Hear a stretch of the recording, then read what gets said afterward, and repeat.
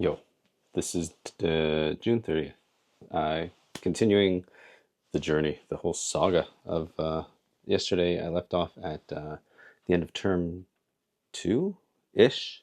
Butter, get down. Get down from there. Stop. Oh, no! Butter, stop. Oh my gosh. It's like not a moment's peace. So yesterday I left off after this course, and I had flown, or no, I was about to get ready to go to the Vietnam trip, which is where kind of things really had a major inflection point, I guess. It was like at the end of term two, moving into term three, we're preparing a project, and basically as part of the MBA, I'm going over to Vietnam to meet with the business and do all of this, and that was its own great experience on its own.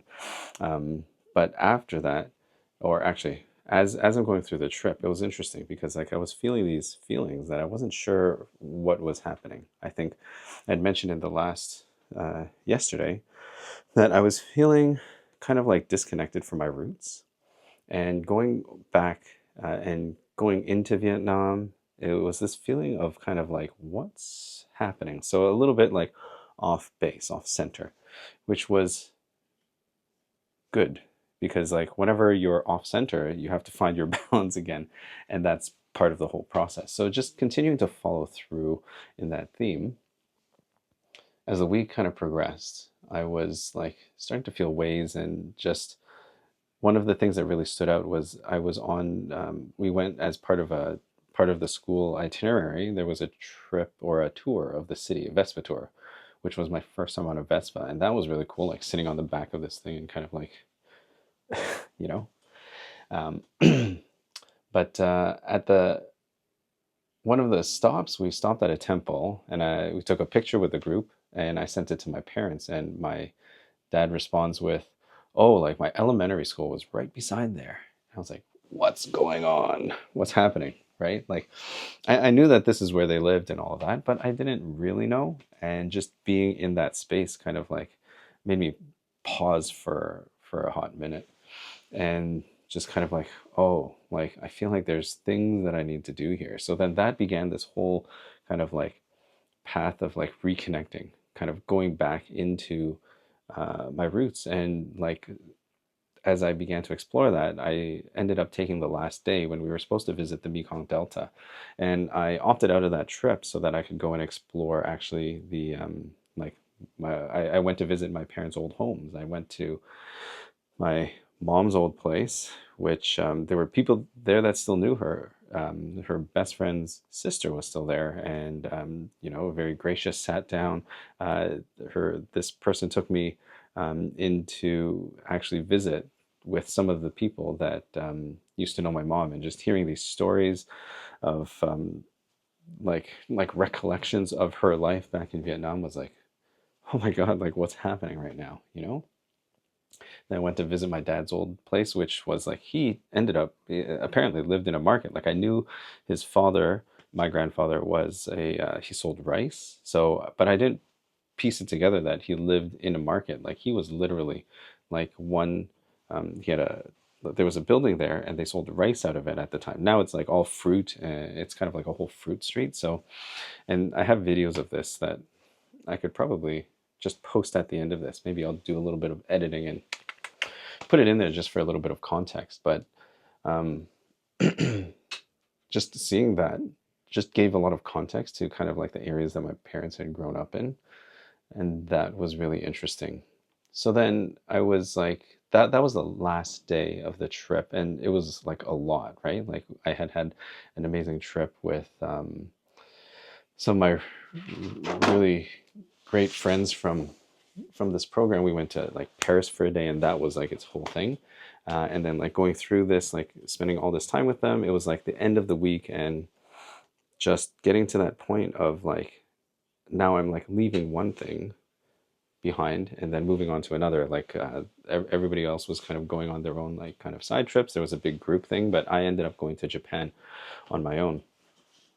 And the Japan part of things, like, and this is kind of like how all the things kind of lined up, right? Like, I had no intention to visit my parents' old place, and I ended up doing that. And at this point, like after that, it was almost like hands off the wheel. Let's see where we're going. I was about to spend about 10 days in Japan with no specific itinerary, and um, I was just leaving it up to, like, I had hotels, I had places to stay, so I was just going to kind of go and see what I would kind of encounter. I probably have to go, if I went back through like some of the videos that I had taken, it was just like really, I could like recollect a lot of like specific things. What I do remember is just having a lot of feelings leaving Vietnam and then entering into Japan, like feeling like I was on this like kind of like self-discovery journey, you know? And a number of things kind of happened where on the I landed in Osaka, and on the bullet train, or I was taking the train into the city, and I was messaging some point. I think it was on a bullet train going from Osaka to Tokyo, messaging with Christian and just talking about like this experience I had, like visiting where my like parents and had lived, and she offered me like distance Reiki, which was like, okay, like let's do it. And the message that she had sent back to me was just like there's all these supports of like my ancestors, and like she had like she saw like hands kind of like guiding me, like supporting me from behind, and it's kind of like, oh, like your ancestors are supporting you and all of this, and it just felt really right. Like I was like tearing up on the bullet train, and like that just kind of led to a whole bunch of different things going on, right? Like one of the first things that I did, the reason that I had landed in Osaka and then moved to Tokyo like right away, was basically like I had thought that I was going to spend a couple days in Osaka, and turns out that there was this ONE FC event in Saitama Super Arena, which was like this thing. Like I had watched Pride FC when I was a child, and it was when I was a child. I wasn't that small, but just like I had never thought that I would have the opportunity to watch a fight in this huge arena, and it happened to just be there. I went and I went for it, and just these types of things just kept happening everywhere that I went. I was able to revisit places that I wanted to see maybe on the first time around, like in October 2023, I was in Japan as well, and there were some places that I didn't get to go. Like there was this art, kind of like artisanal area where there were like a lot of little shops and vendors there that I was just curious about what would be there, and just the timing didn't work out the first time through, so I was able to visit that. And actually, I found like one of my favorite necklaces at that time, which was this one that you've probably seen in some of the videos here. But this one here, I'll put it on right now just for fun, which I really do enjoy. Um, and like I could go through, oh, the other, like I'll just go through the big points because otherwise I'm going to get too lost in the weeds. But even before going to Japan, I had talked to Christian, and one of the people that she had done her breathwork training with, so she's also a breathwork facilitator, is based in Japan, I believe. So then I was connected with her, Eriko. Like a couple months before I had went on the trip, we had just kind of friended each other on Instagram, but I hadn't had a conversation with her. And then I was posting stories onto Instagram, and I guess I either reposted one that she posted or that I liked, or there was something, I think it was that. And then she responded and said, "Hey, how are you? Like thanks for reposting." And I was like, "Oh, I'm going to be in Japan in the next little while." And she said, "I'm having a breathwork session, facilitating one on this date." It was like the Saturday before I was leaving, or the Saturday before I was leaving, yeah. And I was like, "Oh, like I can make that. Like I'm gonna get a ticket and I'm gonna show up." So it's like that. That really kind of highlighted to me that idea of like waiting for the invitation, of like, you know, waiting for the opportunity to connect with someone, like not forcing it, right? Because it's like, how am I going to open up a conversation with someone? Like, just like cold calling and things like that weren't really part of my vibe. I don't really like, it doesn't really work out well for me. But this was like the Sunday before I landed in Japan. I found this there was this connection made there, and I was like, I'm going to show up for this thing. And like, I could probably talk for hours on end about this, because there were so many like little details, but really the big parts of it was like, I really had this like opening of feeling like this support for from like my background, my history, my ancestors, and all of this. Getting even deeper into understanding like my background of like folk religion and all of this. And then moving into towards the end of this trip of like attending this breathwork session, which was like amazing. I had done I can't remember the I'm not doing it justice, but it was a type of breathwork, psychedelic breathwork, something like that. And it was like, what an experience. I had done it once before, and the first time that I went through it, the experience was like okay. I didn't have like a experience, let's say. But in this, like being attending the session with Eriko and having that facilitation, like the care and the kind of atmosphere in this room was amazing. And I really felt like, as I was moving through the session, that um, I just felt like this vibrating buzz, like just energy coursing through my body. It started from my head and it started to spread um, all the way through my body, and it was just such a release. And I remember distinctly there was one part in the session that she was facilitating where she said, "Your ancestors are supporting you." And at that point, I just felt like everything was right in the world, and it's a wonderful feeling. And I mentioned this to her afterwards, and the wild thing that still gets me to this day is she said to me, "It's like that message was for you." I was like, oh, like all of these things that are just coming together. It was just such an experience.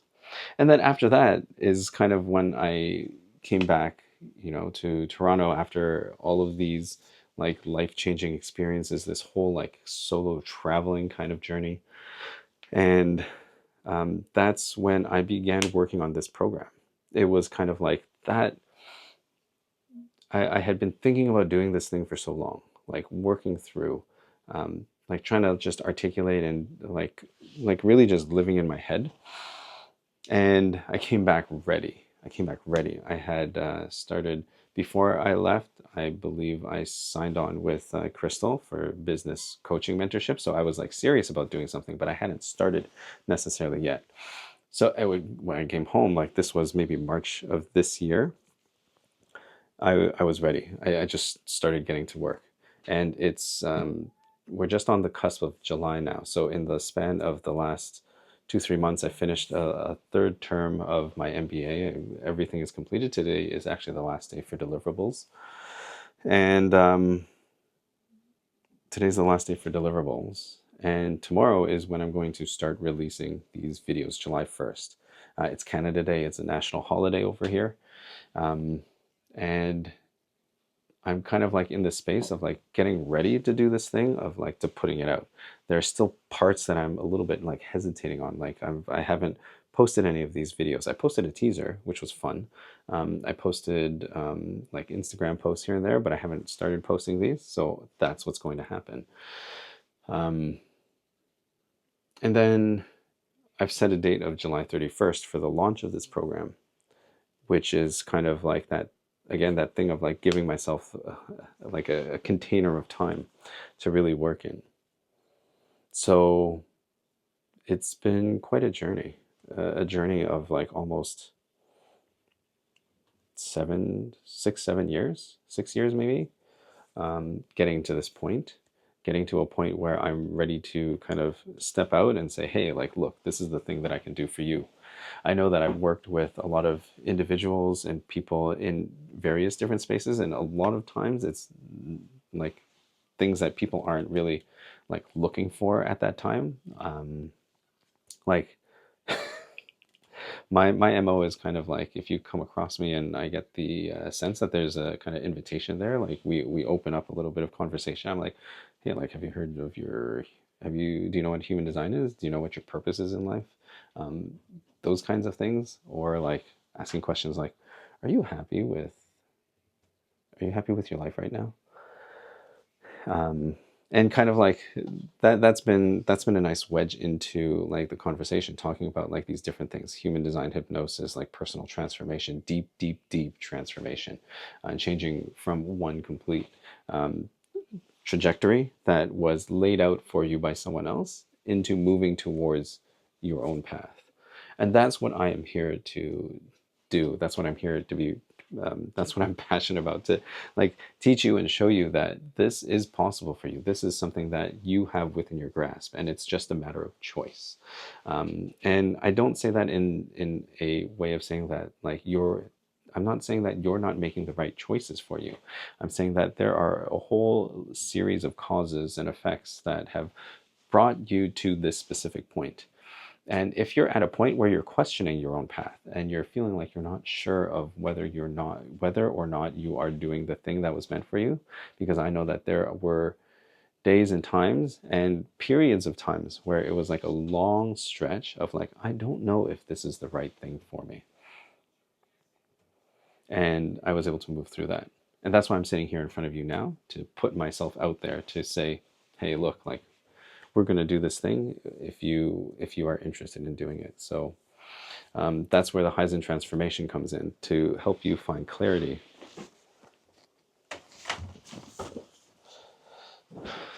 My cat's trying to leave. That's where this program comes in, the Haizhen Transformation, to help you find clarity, to understand who you are and who you were meant to be in this lifetime, so that you can shed the narratives that were handed to you, the shoulds, the have-tos that you were told that you had to do. And once you've begun to see clearly who you are, then you can begin to embody and embrace and work through all of the things, starting to let go of all the conditioning and really starting to shine.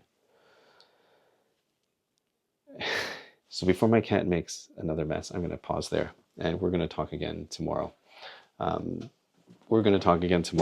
Because that's what I'm here to do. I'm here to put that message out. Butter. You're such a menace. So just as a quick aside, this cat we've got during the pandemic, and he's so cute. He's like the gentlest cat in like the whole world. But he's like a funny guy. He's like a really funny guy. He loves to be kind of like on his own and do his own thing. But then, like, whenever you're doing something like where you need like your attention for, so specifically with me, like I'm sitting here like either making videos or like working on my computer over there, he'll come and like walk all over the place and just kind of be a menace. He loves knocking things over and just being a general like really cute menace. Like, look at this. So this is me today on June 30th, one day before starting to put out my videos. I'm saying it now because when you say it, it's real. It becomes real, right? Not like I'll try, which is another thing that I'll definitely talk about. So now that I'm starting to put these out, I'm going to start to make actual content where you can learn and kind of get a sense of what the different pieces of the Haizhen Transformation are. So more to come. And that's just one of those things. I should just mention that when I say like when you say it out, it becomes real. It's interesting because there's that kind of like mapping over to human design, where the throat center is one of the energy centers, and that is the center for manifestation. So that's like saying things out, speaking it into space, whether it's like intentionally saying it in your mind, saying it out loud makes it even better, communicating that message out. It's really interesting how all of these things kind of just start to like overlay and come together. So that was fun. It was nice to kind of put that out there in the messy middle. I'm gonna have that cleaned up and put into like a nice digestible form. But if you suffered through that, if you struggled through that, that's kind of my vibe with the channel of struggle. We can have some fun, because why is it that life has to be a drag? Doesn't it? Let's go.